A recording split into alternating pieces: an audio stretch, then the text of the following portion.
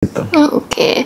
Ngomong-ngomong soal masa depan, cara kita mengimani atau mungkin menghidupi masa depan itu bisa di-spill caranya sedikit, Mas Bimo? Ya, caranya adalah mengalami atau seolah-olah merasa sudah.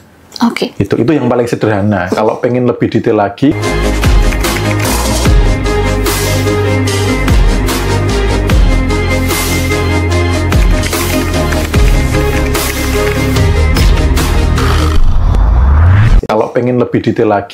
nanti di meditasi saya ajarkan bagaimana kita menghidupi masa depan. Jadi benar-benar masuk ke sana, seolah-olah sudah terjadi, lalu mempercayakan kisah penciptaan ini kepada Sang Maha Pencipta. Kayak gitu. Oke, begitu. Nah, mungkin teman-teman ada pertanyaan tentang bab masa lalu, atau mungkin pertanyaan yang lain bisa drop di kolom komentar. Mas Bimo, boleh nggak konsultasi lewat WA-nya? Itu bisa dihubungi dulu, Kak. Nanti akan dijawab oleh admin kita. Kemudian cara berdamai gimana, Mas? Tadi sudah sempat kita bahas sedikit-sedikit. Merilis dan berdamai itu sama. Oke. Meditasinya online apa offline, Mas? Keduanya bisa? Bisa online, bisa offline. Untuk HTM-nya voluntary atau suka-suka? Suka-suka. Nggak boleh dendam ya, Mas? Ya, sebenarnya saya nggak ada hak untuk nggak memperbolehkan sih. Mau dendam ya nggak apa-apa, tapi jangan kaget kalau peristiwanya terulang, atau orang lain yang membuat peristiwa yang mirip. Itu karena dendam itu kan ada rasa nih yang mancar. Itu ada rasa yang mancar ini membuat peristiwa itu terjadi lagi, walaupun tidak orang yang sama, bisa jadi orangnya beda. Cek aja kalau misalkan Anda berani nyimpan dendam dengan konsekuensi itu, nggak apa-apa. Boleh-boleh saja dendam, tapi ada konsekuensinya. Gitu. Tapi kalau mau dirilis, dipeluk dengan penuh cinta, Anda bisa mengubah masa depan yang jauh lebih baik. Karena dendam ini kayaknya hanya sebatas sesepele hubungan dengan orang. Kalau teman-teman dalam mengkontemplasi, merenungkan kehidupan, dendam itu juga menghambat rezeki. Gitu. Oke, next ada dari Kak Nur, Mas, bagaimana mengatasi kecemasan akan masa depan? Ini malah cemas akan masa depan nih. Ya, cemas akan masa depan tuh karena pikiran lompat ke masa depan yang negatif. Gitu loh. Nanti kalau gini gimana? Nanti kalau gitu gimana? Gitu ya. Itu di buku Ripen ada kok yang menghentikan pikiran negatif, lalu salah bertanya ke dalam diri.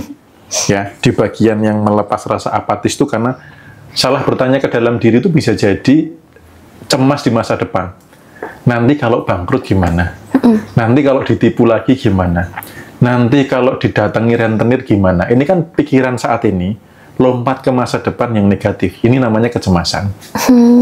Maka olahlah dengan pertanyaan yang positif. Supaya untung berlipat-lipat bagaimana? Supaya dampaknya lebih besar, supaya omsetnya rame, supaya misalkan dampaknya atau supaya ada produk baru lagi bagaimana. Jadi pertanyaannya ini pertanyaan-pertanyaan yang memberdayakan. Oke. Jadi sama-sama lagi bengong, sama-sama lagi tidak ngapa-ngapain, sama-sama lagi rebahan misalkan. Kalau salah bertanya ke dalam diri, maka salah hidupnya. Jadi hati-hati bertanya ke dalam diri. Karena itu berpotensi action Anda, energi Anda, sampai apa yang Anda ciptakan di masa depan. Oke, nah hati-hati yang sering bengong, kadang di kamar mandi, kadang ngalamun itu ya, Mas? Ya, apa pertanyaan? Biasanya kan muncul gitu kan. Nanti kalau dia selingkuh gimana? Ya selingkuh beneran gitu. Harusnya supaya dia setia bagaimana? Kan harusnya gitu. Oke, begitu. Next ada dari Kak Santi, merasakan masa depan yang belum terjadi sama kayak berhayal nggak, Mas? Berhayal tuh nggak terkontrol. Kalau ini visualisasi, dan visualisasi yang saya ajarkan tuh lebih kepada sampai menghidupi. Kalau visualisasi hanya melihat gambar dua dimensi, itu seolah-olah hanya melihat sesuatu, itu namanya belum menghidupi. Menghidupi itu kita mengaktifkan semua panca indera, seolah-olah sudah ada. Itu beda dengan berhayal. Berhayal nggak bisa sampai segitu. Itu. Jadi ini lebih kepada skill, lebih kepada seni, lebih kepada butuh latihan, butuh jam terbang. Kalau berhayal, siapapun bisa. Nggak perlu latihan.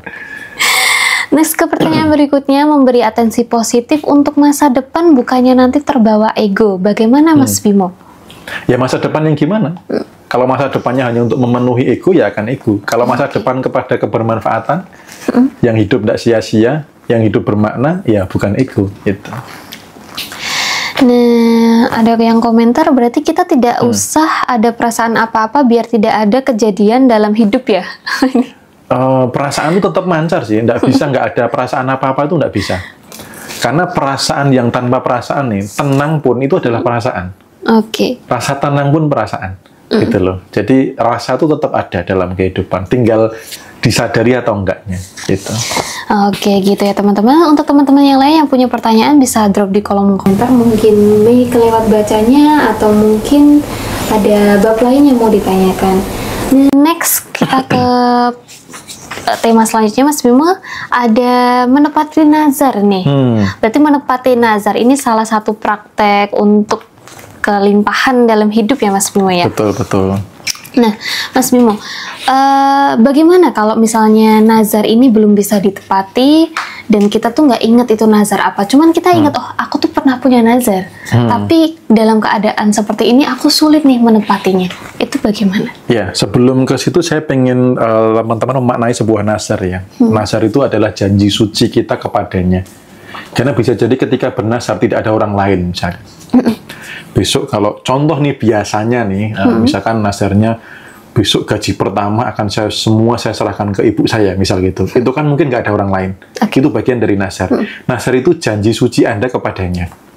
Gitu. Nah, ketika nazar tidak dipenuhi, berarti Anda tidak jujur secara spiritualitas. Menepati nazar itu bagian dari kejujuran spiritualitas. Nah, kadang karena keterbatasan manusia bisa jadi sudah nggak ingat sama nazarnya, bisa jadi nggak tahu nazarnya apa, atau nominalnya sudah lupa gitu.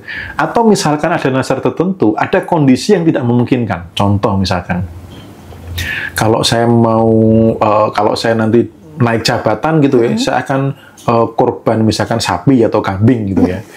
Nah ternyata ketika naik jabatan, pas ada sesuatu hal yang membuat tidak mampu. Dan ketika ingat nazar, ternyata sekarang sudah jadi pengangguran, misalkan loh ya.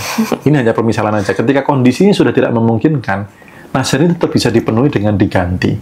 Gitu. Maka di sini saya menulis bagaimana kalau tidak mampu menepati secara angka, bagaimana kalau tidak ingat. Yang pertama adalah seperti yang dibahas di buku Ripen, mohon ampun dulu kepada Tuhan.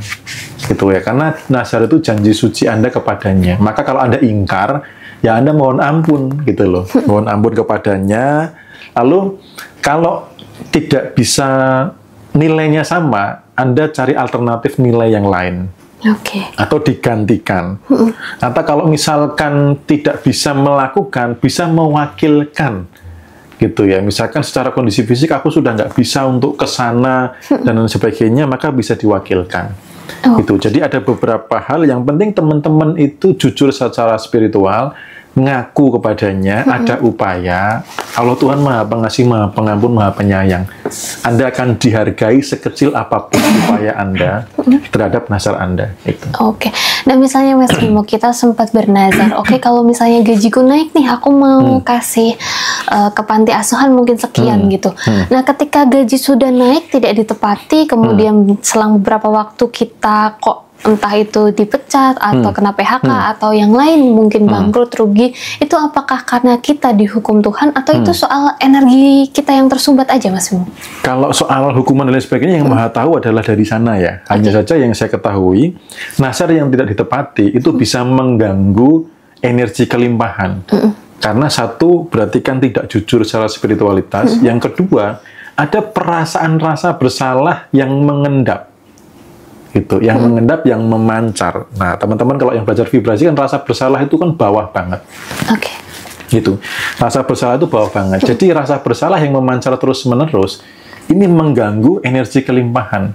Gitu ya. Jadi yang saya pahami seperti itu. Nah, soal misalkan apakah dipecatnya karena hukuman nazar yang ditepati atau lain sebagainya, itu kompleks sih. Karena bisa jadi ada kesalahan-kesalahan lain juga yang bisa berpotensi gitu ya. Tetapi sebuah kepastian bahwa ketika nazar tidak ditepati, ini energinya bisa ganggu kelimpahan gitu. Begitu. Nah, teman-teman mungkin ada pertanyaan tentang nazar sebelum kita melanjutkan ke yang lain. Berarti nazar ini menjadi pengikat antara energi doa dan rezeki ya Mas Bimo ya? Ya, betul. Karena kan setiap orang yang kadang punya hajat tertentu itu kan bernazar. Contoh lah misalkan sederhana orang tua yang anaknya sakit ya kan. Nanti kalau sembuh mau diajak jalan-jalan kemana, mau dibelikan apa gitu, biasanya kan mujarab gitu loh. Jadi nazar ini juga punya power yang luar biasa. Gitu. Makanya saya nulis di quote-nya di bagian penutup itu kan, nazar yang ditepati membuka jalan kelimpahan. Setiap langkah kecil menuju kejujuran spiritual adalah langkah besar menuju kelimpahan. Oke. Nah, mungkin kita bisa beralih dulu ke pertanyaan teman-teman kita di TikTok. Mungkin ini sedikit agak beda dari tema ya Mas, semua nggak apa-apa.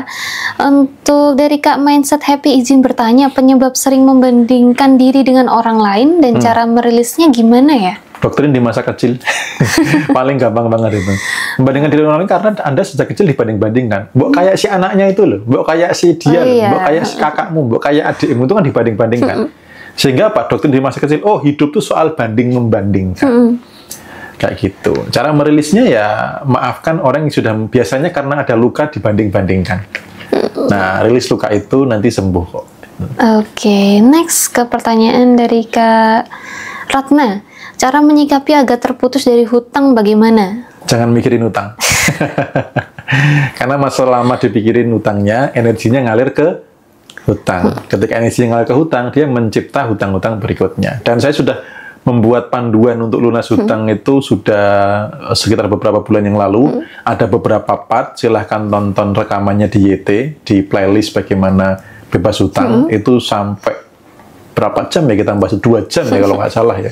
Terkait dengan bagaimana untuk bebas hutang gitu. Kalau saya jawab 2 jam lagi nanti nggak selesai. Nonton rekamannya aja. Gitu. Oke, begitu. Nah, nanti kalau Kak Ratna kesusahan cari partnya bisa hubungi nomor yang tertera, nanti akan dikirim linknya. Oke, next ada dari Kak Eli 168. Nazarnya dulu gaji pertama separuh disedekahkan, ternyata nggak jadi, takut nggak bisa makan. Harus gimana sekarang? Nah, harus diganti. Gitu ya, di buku rep ini ada petunjuk nih.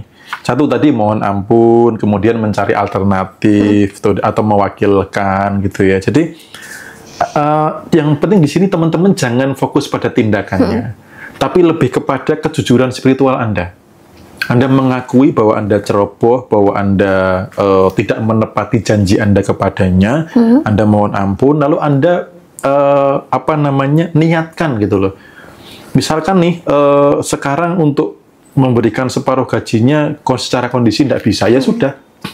Sedekahkan berapa, lalu niatkan doa pada saat memberikan, ya Allah Tuhan saya niatkan ini sebagai pengganti nazar saya yang dulu. Tuhan tidak melihat nominalnya, tapi sangat menghargai kejujuran Anda. Itu. Jadi jangan terjebak di harus nominal berapa, harus kepada siapa. Lebih kepada koneksi Anda kepadanya, karena sudah ingkar janji, maka harus bagaimananya, gitu. Oke, next ke pertanyaan terakhir sebelum melanjutkan ke tema berikutnya. Ada dari Kak Toko Karen, Mas izin bertanya, apakah sama antara energi dan vibrasi? Energi itu adalah partikel terkecilnya. Nah, sifat energi itu bervibrasi. Vibrasi itu adalah gerakan dari energi. Nah, gerakannya, gelombangnya, seberapa itu namanya frekuensi. Gitu. Oke, begitu ya Kak. Kita lanjut ke bab selanjutnya. Nah, ini biasanya teman-teman juga mengalami nih, yaitu kekhawatiran dan kecemasan. Ini biasanya hampir semua orang ya Mas Bimo mengalami. Kadang sudah dirilis, balik lagi, sudah dirilis, balik lagi. Itu biasanya kita yang salah merilis atau memang seperti apa Mas Bimo? Kalau kecemasan sudah dirilis kok balik lagi gitu? Ya, karena memang kesadaran akan kecemasan itu yang perlu dibenahi. Dan walaupun sudah dirilis, memang ya namanya kehidupan itu bisa hadir. Karena rasa cemas itu bentuk cintanya. Gitu loh, bentuk cintanya. Orang tetap harus ada rasa cemas kok. Harus ada di kadar tertentu. Gitu. Karena contoh nih, misalkan Mei nggak pernah mencemaskan pertambahan usia gitu loh. Nggak pernah mencemaskan itu, abai gitu ya. Akhirnya nggak memutuskan menikah misalkan gitu ya. Ais biarin aja lah gitu. Nah, rasa cemas di kadar tertentu itu adalah wujud cintanya. Jadi rasa cemas ini dianugerahkan karena adanya cinta. Sama kayak takut tadi. Begitu diterima, dipeluk dengan penuh cinta, dia kembali kepada energi kemurnian yang sebenarnya, yaitu adalah energi cinta itu sendiri. Kayak gitu. Nah, mengapa kekhawatiran dan kecemasan itu justru lebih banyak menarik kekurangan di hidup kita, Mas Bimo? Ya, karena kecemasan, kekhawatiran itu kan yang dipikirkan tentang kekurangan. Gitu loh. Oh iya. Iya, bukan kelimpahan gitu loh. Aduh, nanti besok kalau saya jadi kaya gimana ya? Itu maksud saya jadi kaya secepat ini ya gitu.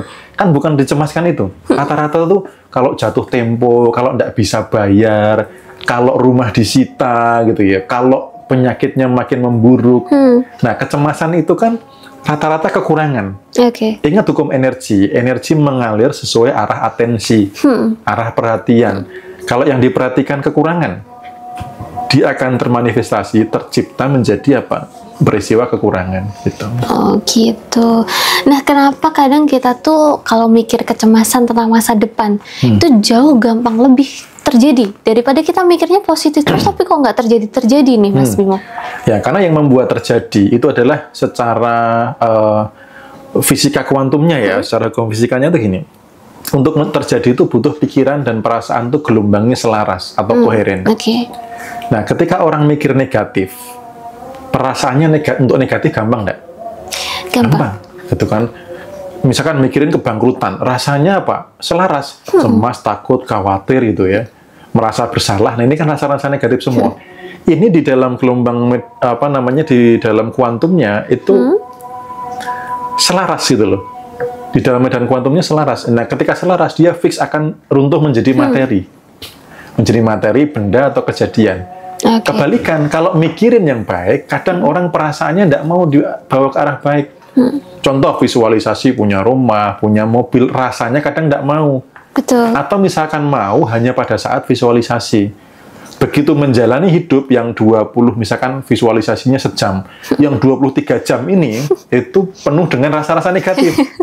Akhirnya apa? Nggak selaras lagi, inkoheren gitu loh, gelombangnya nggak selaras, sehingga semesta sendiri ngelihatnya karepmu piye gitu loh, kamu maunya apa sih gitu loh, pengen baik tapi malah merasa yang jelek, gambarannya itu nggak jelas gitu loh, karena gelombangnya acak gitu.